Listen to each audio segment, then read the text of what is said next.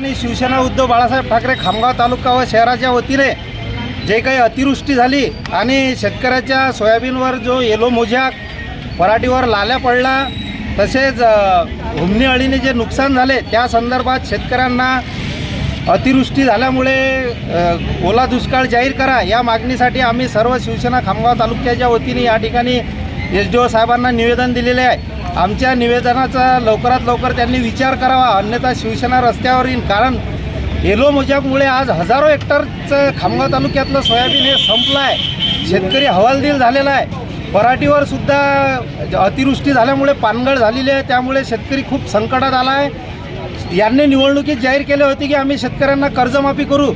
आतापर्यंत निवडणूक होऊन बराच काळ उलटून गेला तरी शेतकऱ्यांना कर्जमाफी तर झालीच नाही, परंतु आता शेतकरी अडचणीत असल्यामुळे शिवसेना ही रस्त्यावर उतरणार आणि नक्कीच त्यांना शासनाने त्यांचे पंचनामे करून त्यांच्या खात्यात हेक्टरी 50,000 रुपये मदत द्यावी यासाठी, या मागणीसाठी या ठिकाणी आम्ही आज निवेदन दिलेले आहे। तसेच या ठिकाणी वामन नगरातून येणारा जो काही रेल्वेचा रस्ता होता तो शासनाने या ठिकाणी ठेकेदाराने आतापर्यंत पूर्ण केलेला नाही, तो रस्ता बंद करून तो पूर्ववत सुरू करावा अशी आमची शिवसेनेच्या वतीने, शहराच्या वतीने व तालुक्याच्या वतीने या ठिकाणी मागणी आम्ही केलेली आहे। कारण या ठिकाणी नागरिकांना तो रस्ता पूर्ण नाही, त्यामुळे खूप त्रास होत आहे।